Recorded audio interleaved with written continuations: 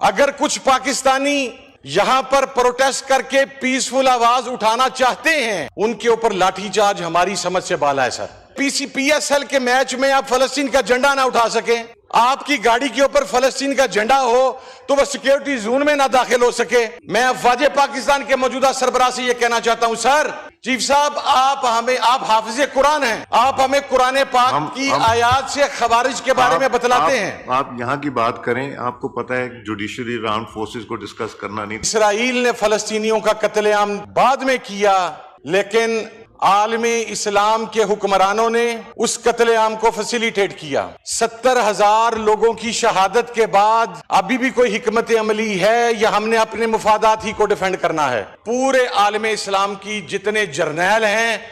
ان کے سینوں پر لگے ہوئے تمغے، ان کے شولڈرز پر لگے ہوئے سٹارز، اس شہید کے قدموں کی خاک ان سٹارز اور ان سے زیادہ ہے سر۔ ابتدا کرتا ہوں اس شخص کے اس جملے سے جس نے یہ کہا کہ غزہ کے مسلمانوں کا درد ختم ہو چکا ہے، ان کی زندگی ختم ہو چکی ہے اور ان کے لیے دعاؤں کا وقت ختم ہوا چاہتا ہے، اور اب ہمارے استغفار کا وقت شروع ہوا چاہتا ہے۔ اس لیے کہ میں یہ سمجھتا ہوں کہ غزہ کے فلسطین کے مسلمان، جو کہ سب سے پہلے ہمیں اس حقیقت کو مد نظر رکھنا ہے کہ وہ کسی سیاسی ایجنڈے کی سٹرگل نہیں کر رہے، ان کی سٹرگل قبلہ اول کی اور بیت المقدس کی حفاظت ہے، جو کہ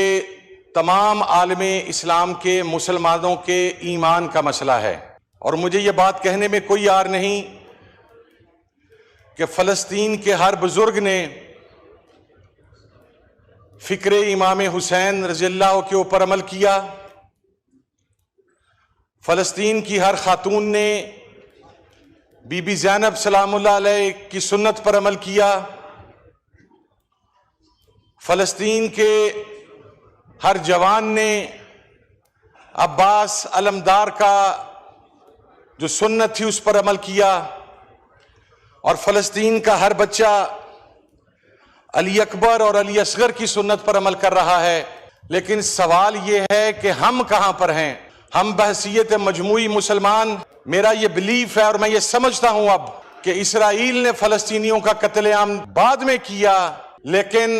عالم اسلام کے حکمرانوں نے اس قتل عام کو فیسیلیٹیٹ کیا۔